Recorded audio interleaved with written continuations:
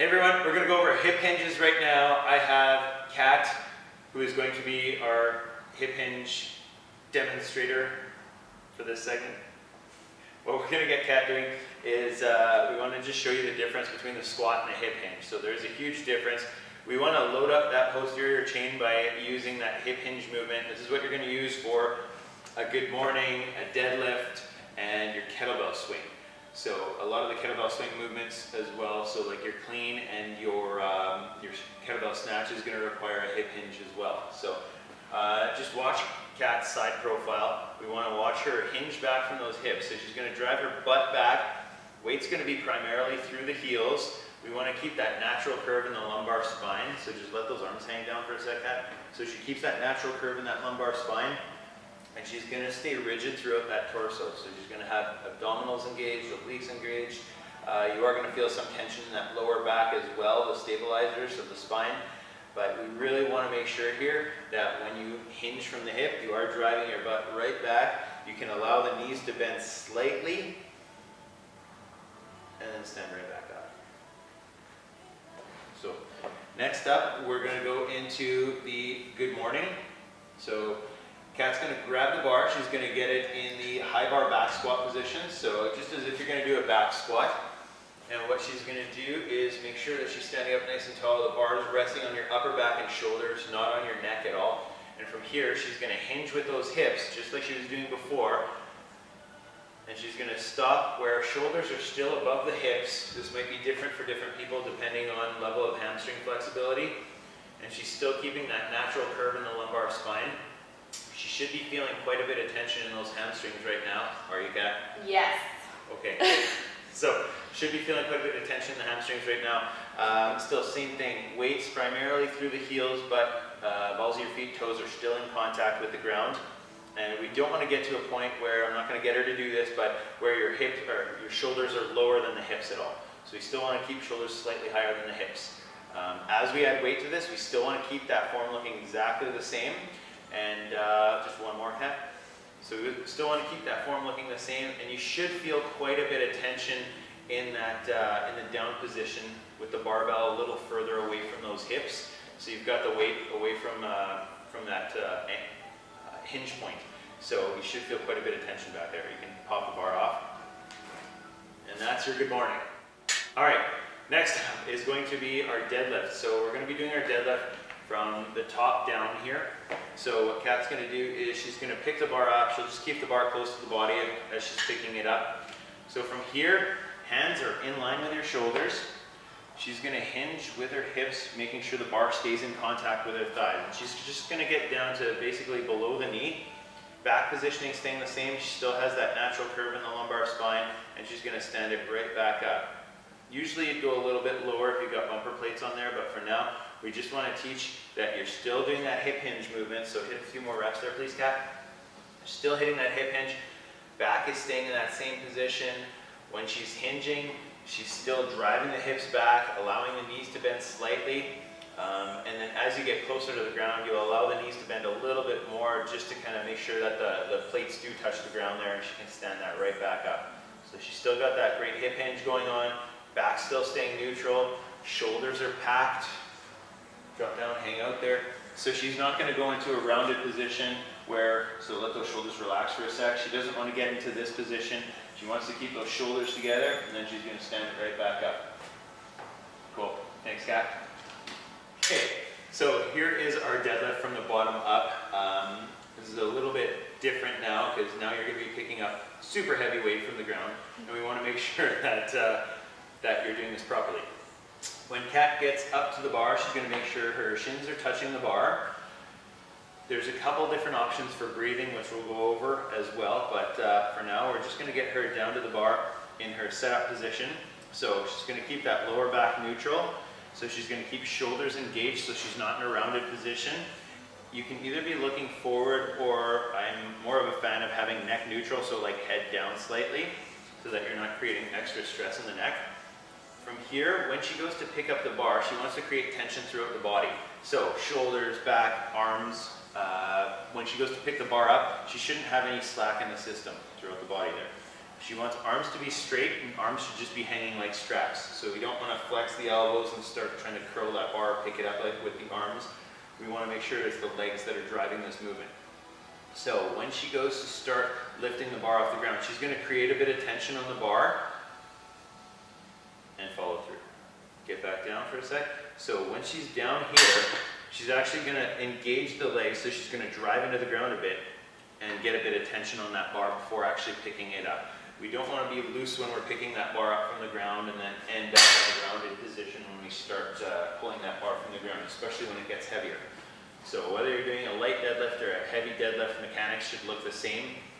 She's going to bring that bar up, driving with the legs, weight primarily through the heels, and you're going to think about pulling the bar to the hips rather than standing the bar up, having it drifting away from the body. Do a few more reps, please, Kat. And she's just going to keep that bar connected as well. So the bar stays connected to the shins, connected to the thighs on the way up. If you were to go and pick that bar up and it's 2-3 inches away from the body, that's going to stress out that lower back a lot more. So not something that we want to do. So relax for a second. So for breathing, when you're deadlifting, there's a couple different options. Some people choose to set up and take your breath at the top and then initiate that hip hinge and grab the bar. So that would be, maybe I'll demo this part. So from here, they might set up, get their grip ready, take their breath, pull from there, or some people tend to get low, set up, take their breath down at the bottom here, pull from here.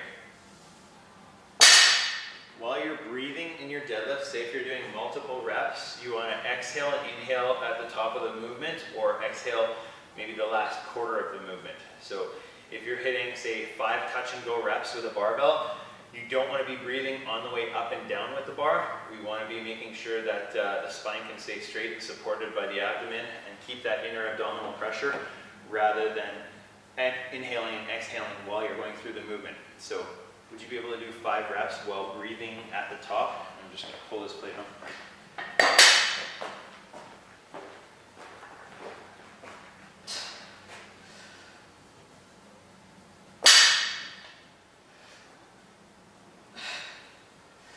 A little bit quicker. So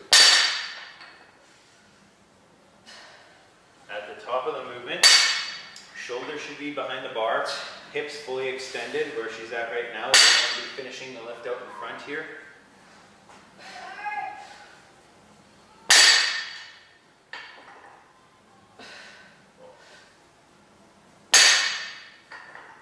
Last one. Good. Cool. So while she's doing that movement, short little exhale, inhale at the top, and then maintaining tension. So while you're going up and down, you want to be able to support that spine at all times. Right, Kat? Yes. Yes. That's right. Cool. Okay. Here's our kettlebell swing instruction video. What we're going to have Kat doing is she's going to demo the kettlebell swing. When we go to grab the kettlebell, I don't care if it's a 20-pound kettlebell or a 100-pound kettlebell, you should be using the same mechanics to pick it up. So using good mechanics to pick it up. So the kettlebell is going to be about 12 inches out in front of you. Kat's going to reach out, she's going to have arms straight, she's going to try to break the handle, which is going to help to engage those lats. Back stays nice and flat, and when she pulls from the ground, she's going to hike that bell up high between the legs. So let's just do singles. So we want to make sure every time that bell comes up, the bell comes up high here, which isn't going to put any stress on that lower back. If we start swinging and pulling that bell here, you're going to load up that lower back, and it's definitely something we don't want to happen. So Kat's going to do 4 more singles. Quick hike to getting that bell up high between the legs, and then she's going to park that bell. So every time you pick it up and put it down, it should look the same. You don't want to be reaching too far out in front. You just don't want to stop and drop it down between the legs. 1 more. Good. Next up, what we want to focus on is when you hinge with those hips, we want to have your forearms in contact with the inner thigh, so that when you're driving those hips forward, when you're launching that kettlebell forward, you actually have that contact between forearms and inner thighs. If you don't have that, and the kettlebell actually leaves between the legs and your hips are still closed or muted, you're not really getting that posterior chain activated and helping to get that kettlebell up. So we want to make sure forearms stay in contact with the thighs. When we fire those hips, that's going to help to launch that kettlebell up. Once we get to this position here, so Kat's going to just get her arms out in front as if she's got the kettlebell out in front. We're going to have still shoulders packed so she's not reaching forward and rounded with that upper back. She's going to have quads flexed, butt tight, abs tight, and that kettlebell is just going to be shoulder height, so we don't want to go overhead with it or anything like that. So we're going to have Kat doing a set of 8 kettlebell swings. She's going to exhale at the top of the movement, get tight, and basically just let that kettlebell come right back down to the hips.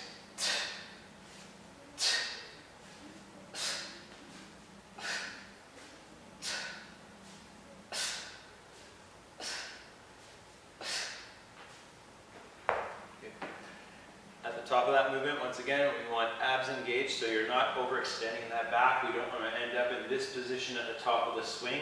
We want to stay as upright and as rigid as possible at the finish.